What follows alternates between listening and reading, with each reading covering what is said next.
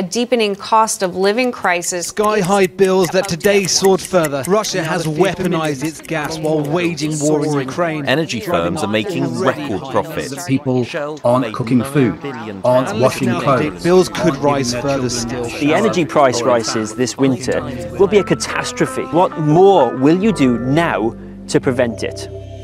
The energy crisis is getting out of control. I saw a video on TikTok this week of someone teaching people how to bypass their electricity meters. There's your mainline fuse. What you do, you take that fuse out, you go to B&Q and you buy some of this wire. And you take the wire to there. You can't go wrong with it. Once you've done that, right, and you put your fuse back in, you're good to go.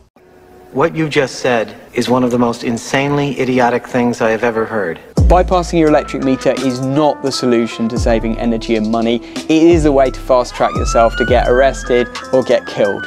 So today in this video, I'm going to share with you 3 cheap, simple ways to save yourself energy at home so that you don't have to bypass your meter. So we did a poll on our YouTube channel for our viewers to see how much their energy price has gone up with their latest figures. SR Lackey from the Netherlands says his price went from about 50 cents a meter cubed for gas up to about €2.75. Daddy Duty says, can you do a video on how to bypass the meter?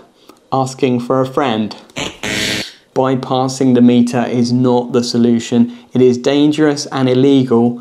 Don't do it. Noah says his price went from 26p per kilowatt hour to 51p per kilowatt hour with EDF. Sion Pritchard says he's currently paying around 3,000 to 3,500 a year. By the estimation that they got, it's now going to go up to 7,500 a year, so more than double. And we're hearing this story over and over again. People reporting doubling, tripling, or even more of their energy bills, even with the new price cap. So what can you do about it? Let me show you. The first way to save yourself energy is with these LED lamps, or light bulbs as some people call them. Not everyone realizes how much of a saving you can make just by swapping your old halogen lamps for LED ones. Let me show you. So in here we have a 70-watt halogen lamp, but I'm going to swap that out for this 7-watt LED lamp and see what the difference is. So now we've got a 7-watt LED in, and to be honest, you can't really tell the difference. It's nice and warm, it's nice and bright, exactly what you want from some cozy house lighting, and yet I've saved myself 90% of the energy consumption just by swapping the light bulb. Light bulbs or lamps come in all different shapes and sizes. So how do you know which ones you need for your home? Well, I'll leave a link in the description below, a whole list of the various standard light bulbs that you might need in your home, and links to some really good, cheap alternatives in LED form that are going to save you money and save you energy. Tip number 2 is to turn off appliances that are just on standby if not needed. And the reason I'm giving you this tip is because you might be surprised at how much energy items that are on standby can use. I discovered this personally because I've got a smart meter, and while I was on holiday I thought, let me just check to see how much power my house is using, and I was blown away by the fact that my house uses a whopping 3 kilowatts per day just in standby. That's insane. Now there are other things like Wi-Fi routers that you don't want to be unplugging all the time, but if you're on holiday and nobody needs to use the Wi-Fi, why not leave that switched off for a couple of weeks? It'll save you some money. Now, as a little side point here, many people wonder, is it worth getting a smart meter or not? Well, my opinion is yes, because it gives you those daily, even hourly and half-hourly data readings about how much energy you're using.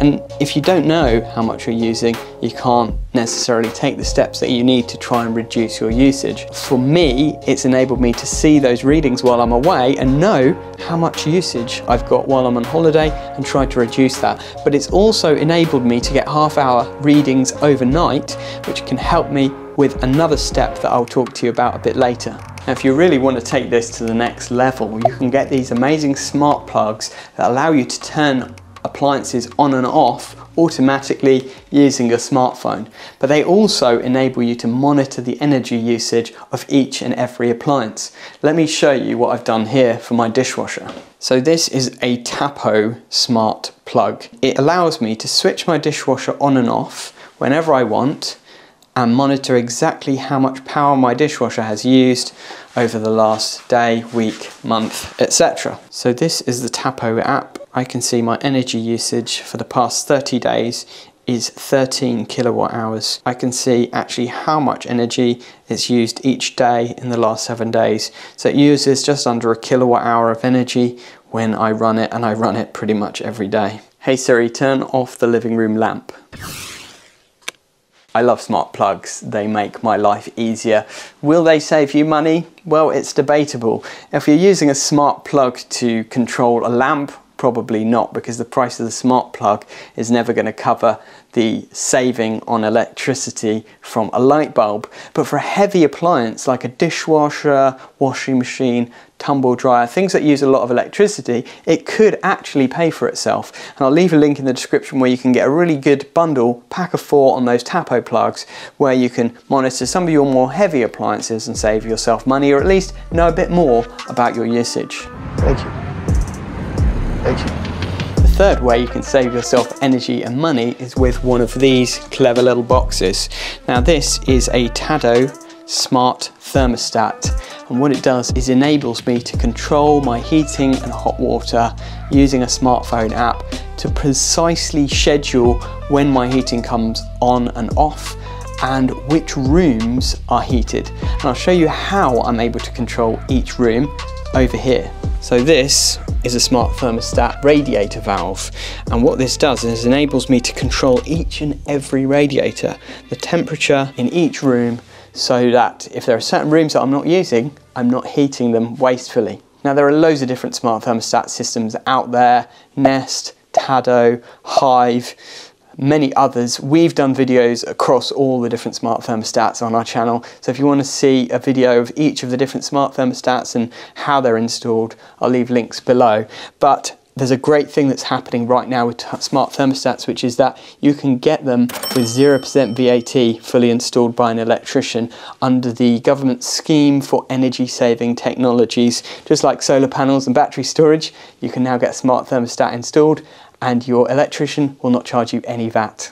Now a smart thermostat might cost you a few £100s to get installed, but the investment will be repaid quite quickly with the savings that you make on your heating bills. So within a few years you could easily have that paid back, especially with the prices of energy at the moment. Now I've got a couple of other bonus tips for you, which might not be for everyone, but I think that you'll like to hear. We all want to be cozy in our homes this winter, but we don't want it to break the bank. But what if you do have some money stashed away and you're worried about hedging inflation, and you're thinking, what can I do with this money that will help me to save money long term?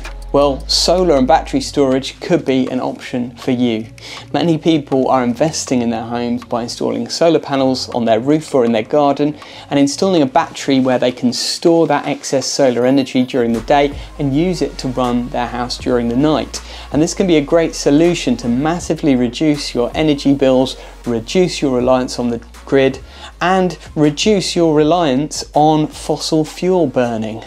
So if that's something that interests you, why not check out some of our other videos that we've made about installing solar panels and battery storage. We help people like you to see how it all works, to demystify the process of how to get solar and battery storage installed.